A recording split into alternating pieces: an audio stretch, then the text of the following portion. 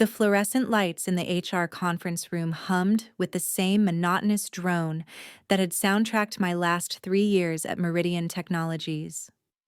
I sat in the uncomfortable plastic chair, my hands folded in my lap, watching Margaret from HR shuffle through what looked like a thick file with my name on it. Across from me, my boss Derek Hoffman sat with his arms crossed, wearing that smug expression I'd grown to despise. "Sarah," Margaret began, "according to YouTube analytics, 99.3% of viewers are not subscribed. That's a huge number. By subscribing the channel that is completely free, you'll help support the channel and never miss fresh content." Her voice carrying that practiced tone of someone who'd delivered bad news 1,000 times before. "We need to discuss the comment you made during yesterday's board presentation." I almost laughed. Comment. They were calling it a comment. What I had said was the truth. What I had said was 3 years of frustration, dedication, and stolen credit finally boiling over into one moment of clarity. But apparently, truth-telling was now classified as making a comment. "The comment about the Nexus project?" I asked, keeping my voice steady despite the rage building in my chest. Derek leaned forward, his expensive suit rustling. "Sarah, you know damn well what you said was inappropriate, undermining the presentation, questioning the timeline, suggesting the project was, how did you put it, built on stolen ideas and impossible promises." I met his gaze directly. "I said it was built on stolen ideas because it was. My ideas. The same proposal I submitted 18 months ago that you rejected, claiming it was too ambitious and technically unfeasible. The same proposal that's now being pitched as your revolutionary breakthrough." Margaret's pen stopped moving across her notepad. Derek's jaw tightened. "That's a serious accusation, Sarah," Margaret said carefully. "It's not an accusation. It's documented fact." I reached into my bag and pulled out a manila folder I'd prepared that morning. Email timestamps, design documents, meeting notes, all with my name on them, all dated well before Derek suddenly had his eureka moment about AI-driven customer analytics. Derek stood up abruptly. "This is exactly the kind of paranoid, credit-seeking behavior that makes you impossible to work with. You were part of a team. Ideas evolved. That's how innovation works." "Innovation," I repeated, tasting the bitter irony of the word. "Is that what we're calling it?" For 3 years, I had been the invisible engine of Derek's success. Every breakthrough, every revolutionary idea, every client-winning strategy had originated from late nights at my desk, from my research, from my innovation. Derek had a talent for taking credit, and an even greater talent for making others believe his lies. The Nexus project was supposed to be different. It was my magnum opus, a comprehensive AI system that could predict customer behavior with unprecedented accuracy. When I'd first proposed it, Derek had shot it down in front of the entire development team, calling it science fiction masquerading as strategy. I'd watched my colleagues nod along with his dismissal, watched my months of work get relegated to a forgotten folder on a shared drive. But Derek was smart. He'd taken my proposal, refined it with my own additional research that I'd foolishly shared with him, and slowly began presenting pieces of it as his own insights. A comment here about machine learning applications, a suggestion there about data integration strategies. By the time he unveiled his complete vision for the Nexus project, it was so thoroughly branded with his fingerprints that questioning its origin seemed impossible. Until yesterday. Yesterday, when I'd watched him present my life's work to the board of directors, watched him field questions about algorithms I'd developed, watched him promise deliverables based on timelines I'd calculated, something inside me snapped. "The comment you made," Margaret continued, "created significant disruption in an important presentation. Several board members expressed concerns about team cohesion and project viability." "Good," I said. "They should be concerned." Derek's face flushed red. See? This is exactly what I'm talking about. Sarah has become increasingly disruptive, increasingly paranoid about recognition. She seems to believe that every success in our department somehow belongs to her. Not every success, I corrected. Just the ones that actually do belong to me. Margaret glanced between us, clearly uncomfortable.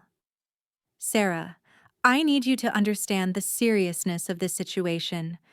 Your behavior yesterday was unprofessional and potentially damaging to company morale. We're considering...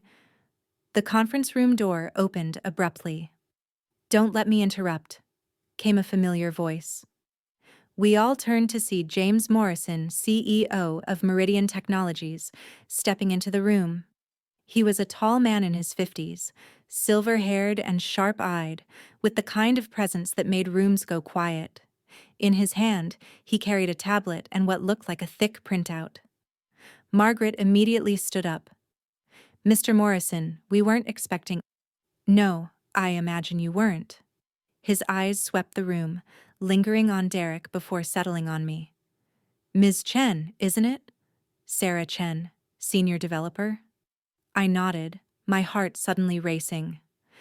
I've been doing some reading this morning. Very interesting reading. He held up the printout. It seems your comment yesterday prompted some investigation. Derek had gone very pale. Sir, I can explain... Morrison held up a hand. I'm sure you can, Derek. But first, I'd like to hear more from Miss Chen. He pulled out a chair and sat down, his attention focused entirely on me. Tell me about the Nexus project. Tell me about your role in its development.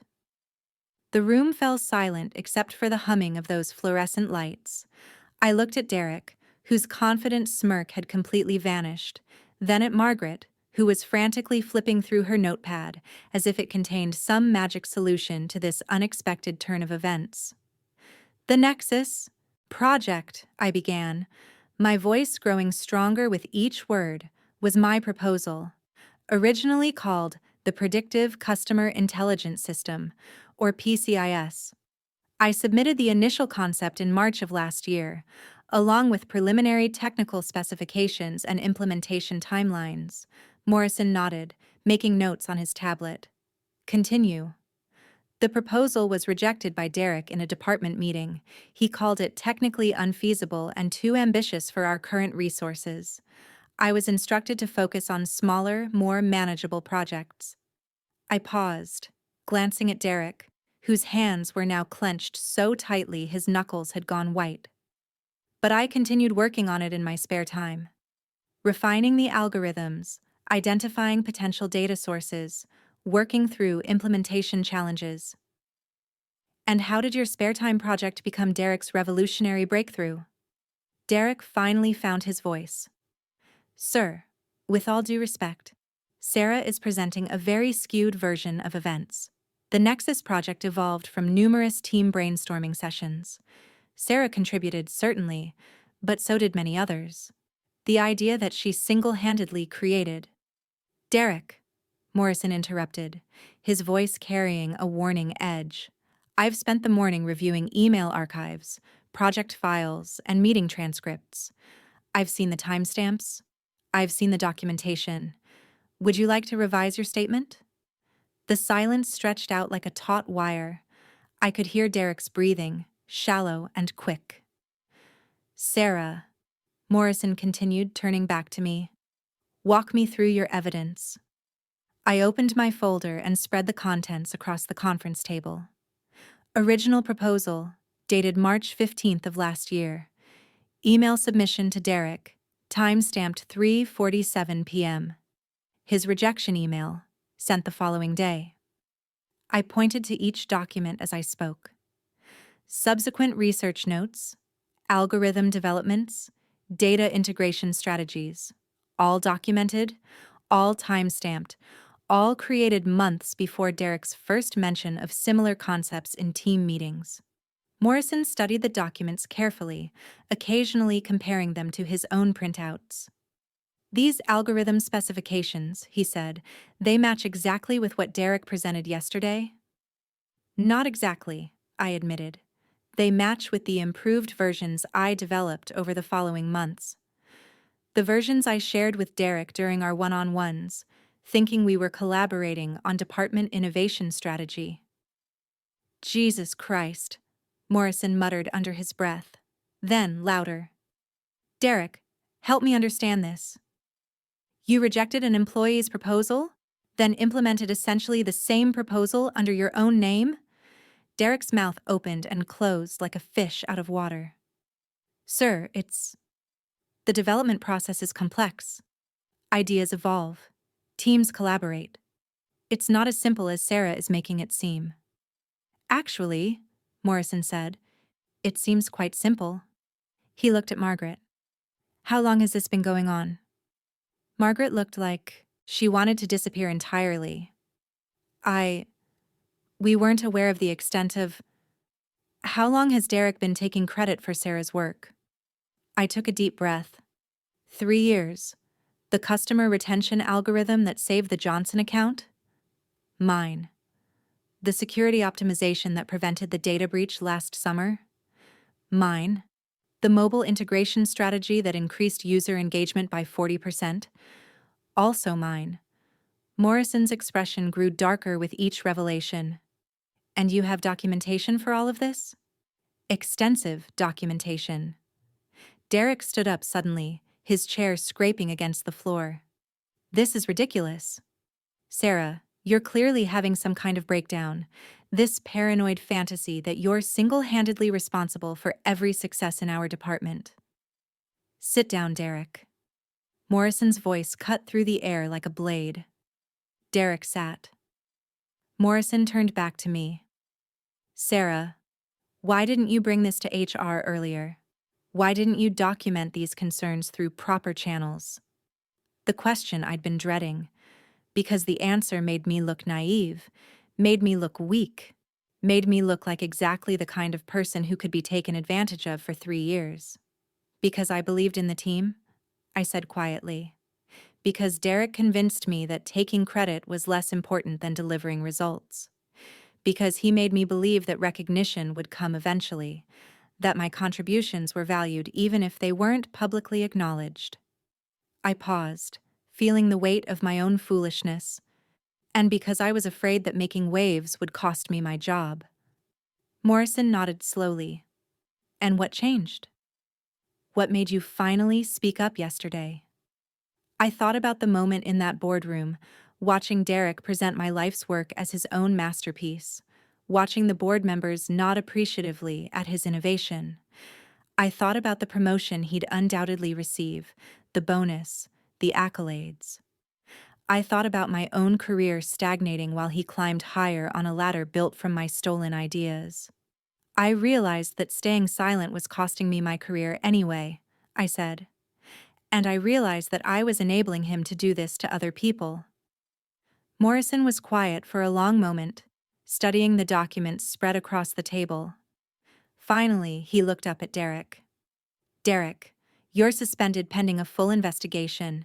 You'll surrender your company devices and access cards before leaving the building today. Derek's face went from pale to red to a sickly green color. Sir, you can't. Based on unsubstantiated claims and circumstantial evidence. The evidence isn't circumstantial, Morrison said coldly. It's documented, time-stamped, and overwhelming. Margaret, please escort Derek to his office to collect his personal items, then to security. Margaret nodded, looking relieved to have clear direction. Derek started to speak, but Morrison held up a hand. Not another word, Derek. Anything you say now will be included in the investigation report, and potentially shared with legal counsel. As Margaret and Derek left the room, Derek shot me a look of pure venom. But for the first time in 3 years, his hatred felt like validation rather than intimidation. Morrison and I were alone in the conference room. Sarah, he said, I owe you an apology. This should never have been allowed to continue for 3 years. Thank you, sir. The Nexus project, your PCIS project, it's genuinely revolutionary. The preliminary tests Derek presented yesterday showed remarkable potential. The tests I designed and ran, I said quietly. Yes, the tests you designed and ran. He leaned back in his chair. I have a proposition for you. My heart started racing again. I want you to lead the PCIS project. Full resources, dedicated team, direct reporting to me. I want you to develop this system the way you envisioned it, with full credit and full authority. The words washed over me like cool water on burned skin. Yes, sir. Absolutely. There's more. Derek's position as department head is obviously vacant. I'd like you to consider taking over his responsibilities, along with project leadership. I stared at him. You want me to be the new head of development? I want you to be what you clearly already were, the actual leader of innovation in this department. The only difference is that now it'll be official. The irony was almost overwhelming. 3 years of being invisible, and now I was being offered everything I'd never dared to ask for.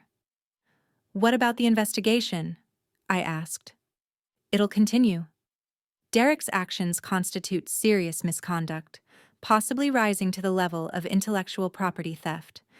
Depending on what we uncover, there could be legal ramifications. Morrison gathered the documents from the table. But that's a concern for Derek, not for you. Over the following weeks, the investigation revealed the true scope of Derek's deception. It wasn't just my work he'd stolen. He'd been systematically taking credit for innovations from multiple team members, creating a culture where brilliant developers believed their ideas weren't good enough while he presented their breakthroughs as his own insights. 3 other developers came forward with their own evidence. The pattern was clear.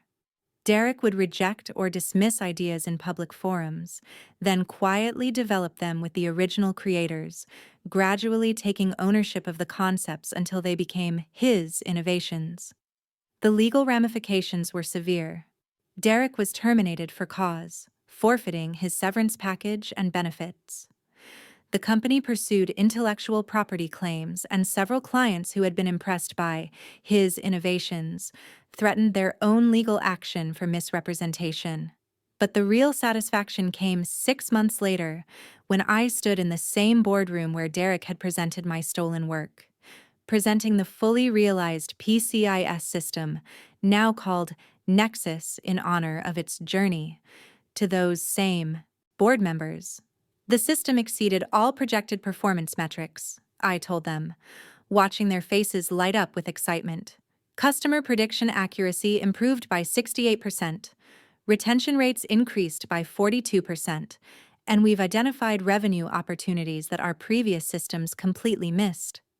The questions came fast and enthusiastic. How scalable was the system? Could it be adapted for different industries? What were the implementation timelines for other divisions? I answered each question with confidence, drawing on months of development work that had finally been allowed to flourish without Derek's interference and credit stealing. The team I'd assembled was brilliant and motivated, no longer laboring under a manager who treated their innovations as his personal stepping stones. After the presentation, Morrison approached me with a smile that seemed genuinely proud. Congratulations, Sarah. This is exactly the kind of innovation that's going to keep Meridian ahead of the competition for years to come. Thank you, sir. The team deserves most of the credit. The team deserves credit for the execution, he corrected. But the vision was yours. Don't make Derek's mistake in reverse. That afternoon, I returned to my office, Derek's former office, which I'd reluctantly accepted along with the promotion, and found an email waiting for me. It was from Derek. The subject line read, "Congratulations." I almost deleted it without reading, but curiosity got the better of me. "Sarah, I saw the news about Nexus in TechCrunch. Impressive coverage. I wanted you to know that I harbor no ill will about how things ended. Business is business, and you clearly had the political skills to outmaneuver me.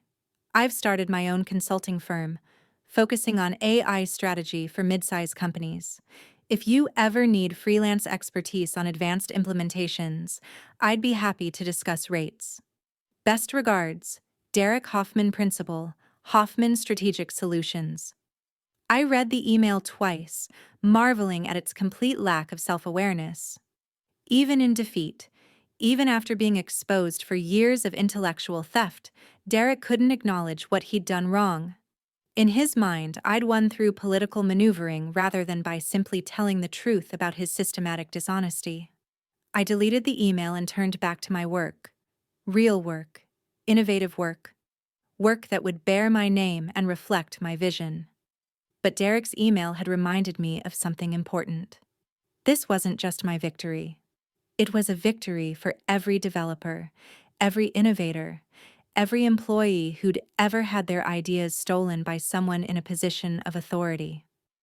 That evening, I wrote a blog post titled, "When Your Boss Steals Your Ideas, A Guide to Documentation, Evidence, and Speaking Up." I shared my story, outlined the documentation strategies that had saved my career, and provided resources for employees facing similar situations. The response was overwhelming. Comments poured in from developers, designers, marketers, and engineers who'd experienced their own versions of Derek. Some shared stories of success in reclaiming credit for their work. Others described ongoing battles with credit-stealing managers. Many simply thanked me for giving them the courage to start documenting their contributions. 6 months later, I received a message from a junior developer at a startup in Austin. "Hi Sarah, I read your blog post about documenting your work and standing up to credit-stealing managers. I wanted to thank you. I'd been in a similar situation for 8 months, watching my manager present my code optimizations as his own insights. Your post convinced me to start keeping detailed records. Last week, when he tried to present my machine learning algorithm as his breakthrough to our CEO, I was ready. I had emails, code commits, design documents, everything time-stamped and documented. He was fired the next day. I got promoted to lead the AI development team. My algorithm is being implemented across 3 of our major products. Thank you for showing me that speaking up was possible. Best, Jennifer Martinez." I smiled as I read Jennifer's message, remembering the terror I'd felt sitting in that HR conference room, convinced that speaking up would end my career. The truth was exactly the opposite. Staying silent would have ended my career. Speaking up had saved it. My phone buzzed with a text message from Morrison. "Board meeting went great. They approved the expansion budget for Nexus." "Congratulations, Sarah. You're changing the company." I looked around my office, with my name on the door, and my vision guiding the department's future. On my desk sat a framed copy of the original PCIS proposal, the document that had started this whole journey. Next to it was a photo from the previous week's team celebration, 12 brilliant developers who now worked in an environment where their innovations were recognized and rewarded. Derek had taught me an important lesson, though not the one he'd intended. He'd taught me that talent without recognition is just potential energy waiting to be converted. He'd taught me that documentation isn't paranoia, it's professional survival. Most importantly, he'd taught me that speaking truth to power isn't career suicide, it's career resurrection. The fluorescent lights in my office didn't hum with the same oppressive drone they had in that HR conference room. They hummed with possibility, with innovation, with the sound of ideas that would finally be allowed to flourish under their creator's name. And somewhere in the city, Derek Hoffman was probably sitting in a coffee shop, pitching his strategic consulting insights to another unsuspecting client, never realizing that his greatest business lesson had been the one he'd taught me, that the truth, properly documented and courageously spoken, is the most powerful innovation of all. The best revenge I'd learned isn't getting even. It's getting everything you deserved in the first place.